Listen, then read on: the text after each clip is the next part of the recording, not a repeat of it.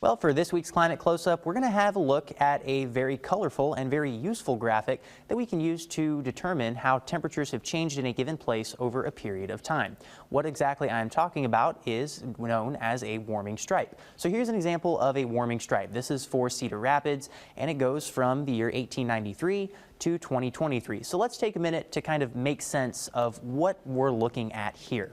So what we have is a bunch of colored lines, obviously, but we're looking at each of these lines representing a year. And that year, again, starts in 1893 and goes all the way to 2023.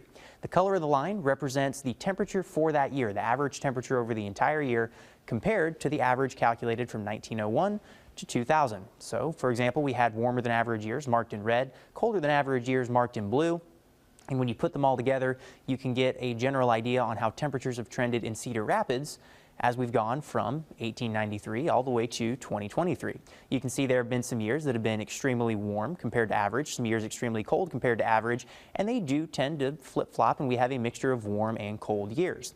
Now this is useful because we can pick out certain trends in our temperatures as we've gone through history. We had colder periods in Cedar Rapids, we had warmer periods as well. And we can also see that other cities have warmed or cooled differently. For example, in Birmingham, Alabama, their warming stripe looks a little bit different than what we have in Cedar Rapids. So again, as we go and take a look at those comparisons, Birmingham had some warmer than average temperatures, a warm period as well, but then they did have a colder than average period before again warming up as we got closer to 2023. Another city that warmed differently than both of these was Albuquerque. We did see them have a more steady warming as we went from 1892, went cold, and then eventually turned to warmer than average conditions as we went into 2023.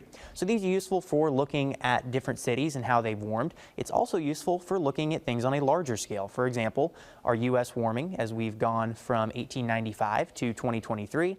Looks like a pretty big mixture, but if you look closely, you can see some very vague trends. We do have a mixture of warm and colder than average years, more colder than average than warmer than average as we look back closer to 1895.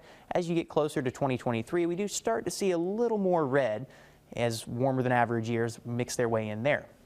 Now, if we take this idea or this graphic and we scale it out over an even larger area, perhaps a global average, that's when we really start to see some trends jump out at us. We start off at 1850 cooler than average, and then we do see a pretty steady warming trend as we get towards 2023, which does track as the top 10 warmest years have happened since the turn of the 21st century.